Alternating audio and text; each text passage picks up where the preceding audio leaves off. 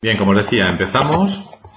El tema es que seamos capaces de ver un poco, en función de los avances de la tecnología y las personas que interactúan con esa tecnología, ¿no? Pues tal como va avanzando esa tecnología, como los roles, los perfiles, las habilidades, ¿no? Y las necesidades van cambiando, ¿no? Y un poco, pues, cómo ha ido evolucionando eso de una forma muy resumida y que al final veamos en la situación de cloud en la que poco a poco nos vamos colando, ¿no? Y nos vamos sumergiendo, pues que veamos también cómo podemos tomar esos retos de la forma más adecuada, ¿no? También, y de una forma, pues, con procesos claros, ¿vale? Y por otro lado, esa implicación, cómo lo gestionamos internamente, pues de una manera también con procedimientos, con workflows, con metodología, para no solo afrontar ese cambio, sino que tener desde el punto de partida toda la base establecida, ¿no? Y que nos sea mucho más fácil poder abordar cambios, por ejemplo, de este tipo, ¿no? Un poco ese es el corazón del webinar de hoy, ¿no? Bueno, ahí veis, os he hecho un resumen un poco de quién soy, ¿sí? Salgo bastante feo en esa foto, la verdad. Soy bastante mejor en directo. Pero bueno, ahí que veáis, soy el director de recursos humanos del Grupo Afirma. Llevo 12 años en el mundo de las TICs, dando, pues bueno, primero implantando directamente soluciones para el cliente final, y en los últimos 6 años más o menos, pues más dedicado al desarrollo de metodología, dando soporte al canal TIC y preparando cosas más entre el fabricante y el propio canal, ¿no? Para ayudarles en todas las áreas de negocio, ¿vale? Bueno, como veis ahí, pues también realizo seminarios y talleres en diferentes áreas de negocio. Y bueno, y finalmente, pues por darle una pincelada más, ¿no? Pues soy coautor de un libro muy técnico y autor de un libro muy específico para la gestión de proyectos, ¿no? Bueno, estoy casado, sí, tengo 45 años, tengo una niña de 15 años preciosa y bueno, y nada más, ¿sí? Ya, aunque sea de forma online y remota, pues ya me conocéis un poquito más, ¿no? Bien, a partir de ahí, fijaros, sin perder demasiado tiempo, porque la verdad es que el webinar es en un tiempo razonable para poder estar atento en el tiempo que la tecnología nos obliga, ¿no? Porque si no es difícil mantener la conexión tanto tiempo, pues bueno, ir directamente al grano, ¿no? Fijaros, lo primero es que nos posicionemos un poco en esos cambios y esa evolución de la tecnología desde que apareció el mundo informático, ¿no? Por llamarlo de alguna forma. Si os fijáis, lo que llamaban la primera generación de ordenadores, pues funcionaban todos con válvulas, tenía un uso muy científico y militar, no estaba muy concentrado en temas de investigación y demás. Y la programación que se podía hacer sobre este tipo de ordenadores era directamente sobre los circuitos, ¿no? O sea que había, la verdad es que poco margen de personalización y de maniobra, ¿no?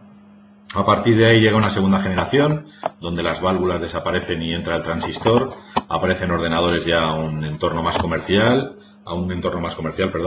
y bueno, podríamos decir que empieza a aparecer lo que posteriormente va a ser el sistema operativo, ¿no? Tener toda una programación previa. A partir de ahí sale una tercera generación, donde los transistores pues cada vez van siendo más pequeños, aparece el tema del circuito integrado, eso provoca un abaratamiento de costes, un aumento de la capacidad, ¿no? De velocidad, de volumen de información, de memoria, bueno, mejoras notables en todos los temas de lenguajes de programación y empiezan ya a aparecer programas al uso, ¿no? Para utilizar a todos los niveles. A partir de ahí, ¿qué tenemos? Pues bueno, una cuarta generación donde está todo integrado, ¿sí? Todos los circuitos eléctricos se integran, aparecen todos los componentes electrónicos integrados y empiezan a aparecer lo que llamamos los microprocesadores, ¿no? En la quinta generación surgen ya los PCs, lo que conocemos actualmente como PC, ¿sí?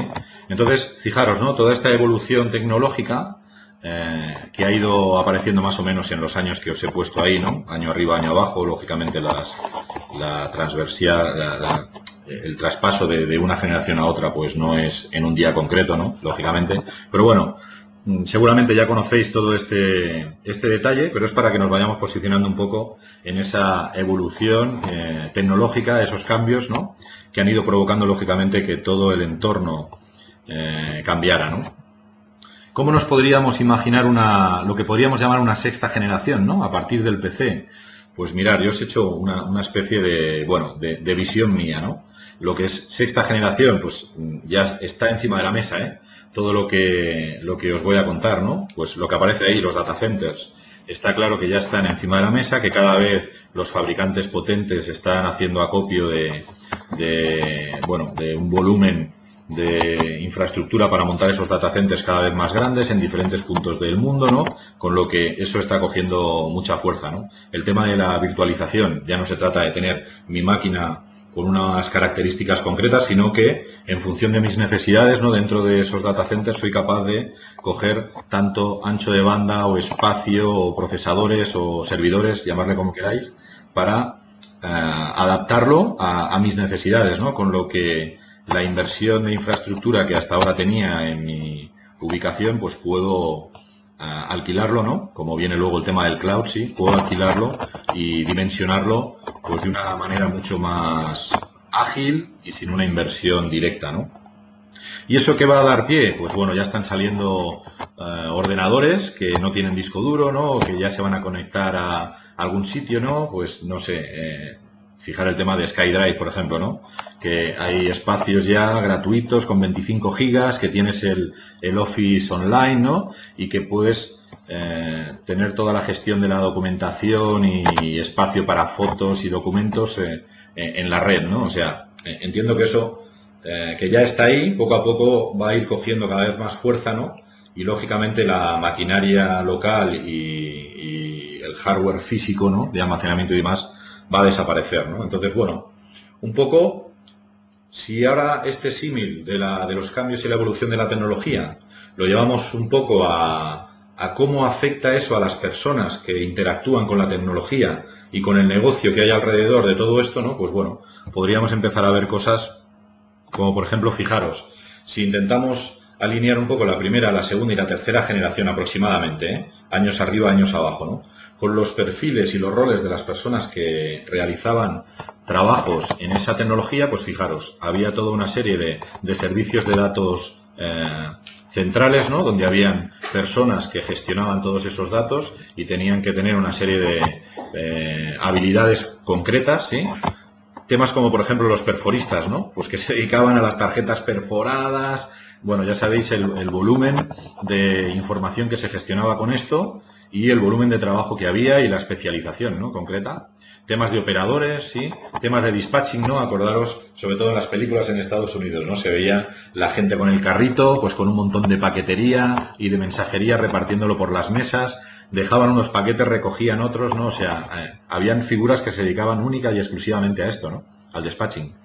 Programadores, sí, analistas, esto hasta el día de hoy todavía sigue así. Lo que pasa es que evidentemente han tenido que ir actualizando pues certificaciones, conocimientos, diferentes lenguajes de programación, pues ahora que sí hay compiladores por en medio, evoluciones más tarde resulta que ya no, que el entorno de desarrollo es totalmente diferente. O sea, sí que el tema de analistas y programadores sigue hoy vigente, pero lógicamente desde la primera generación a la generación que veremos luego, ¿no?, al final, pues el nombre es el mismo, pero todas sus capacidades, conocimientos se tienen que actualizar continuamente, ¿no?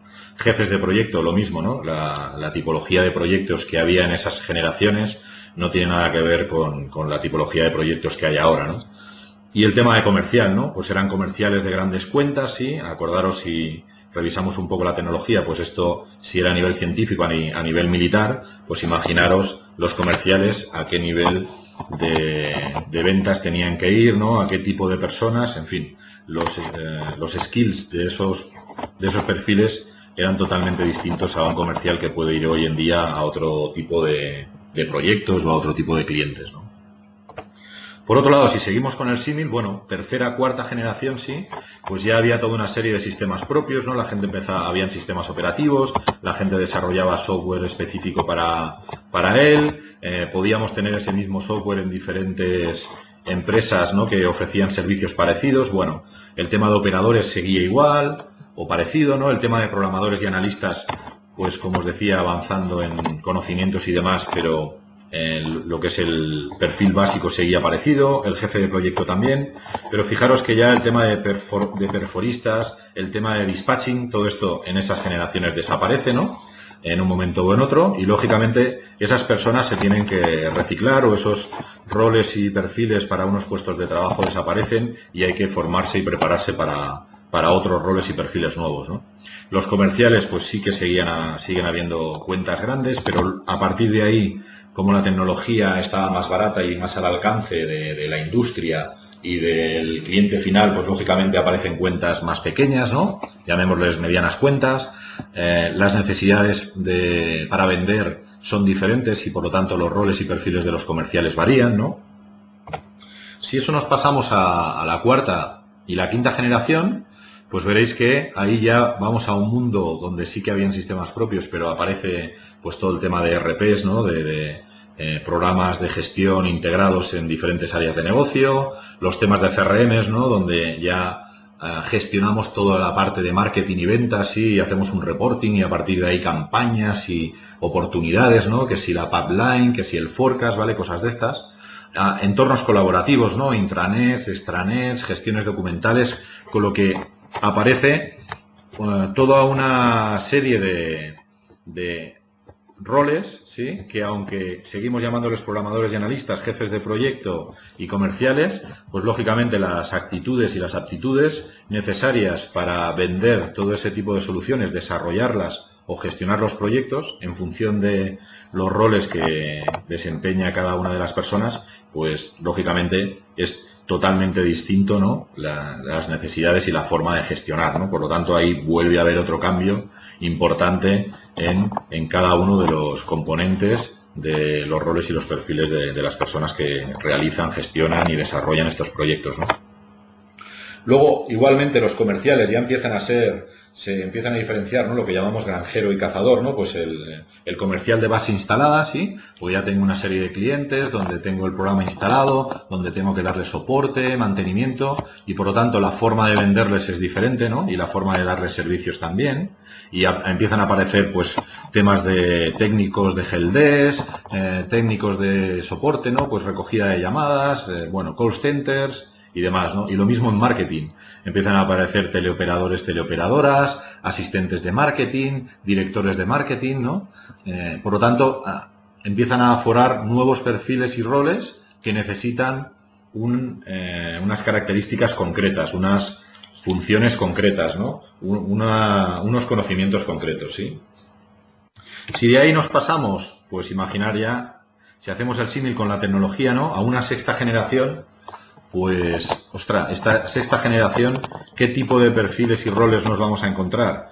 Pues igual que en las anteriores. Nos vamos a encontrar perfiles y roles muy parecidos a anteriores, pero sí que hay cosas que van a cambiar, ¿no? Por ejemplo, y dejarme que me centre en el tema que os decía de los vendedores, ¿no?, granjeros y cazadores, pues lógicamente aquí tiene que haber un cambio importante, ¿no? Y es convertirnos en televendedores de la base instalada y televendedores de nuevos clientes. Eso no significa que los trabajos que tuvieran que realizar sobre una base instalada o sobre clientes que no estén relacionados con el cloud sigan en la venta tradicional, ¿no?, que le podríamos llamar, pero sí que todo lo que vayamos a vender en cloud, como el negocio cambia totalmente, evidentemente, imaginaros, ¿no? Si yo voy a implantar un proyecto con un ERP, por ejemplo, y la venta de licencias, de instalación del software y demás, pues es un proyecto de unos 30.000 euros, puede ser, o es así, que yo pueda dedicar un vendedor que se dedique medio día o un día a ir a visitar al cliente, a tomar requerimientos, a hacerle una demo, ¿sí? Porque al final el importe del proyecto me permite tener unos costes de venta pues acordes con ese mediodía o ese día entero que va a estar el vendedor realizando esa venta, ¿no? Pero imaginaros que estamos en un entorno cloud. Si yo estoy en un entorno cloud donde vendo una solución estándar que está en la nube y no vendo la solución, sino que lo que vendo es el uso de la solución, ¿no? El SaaS, ¿no? Software as a Service.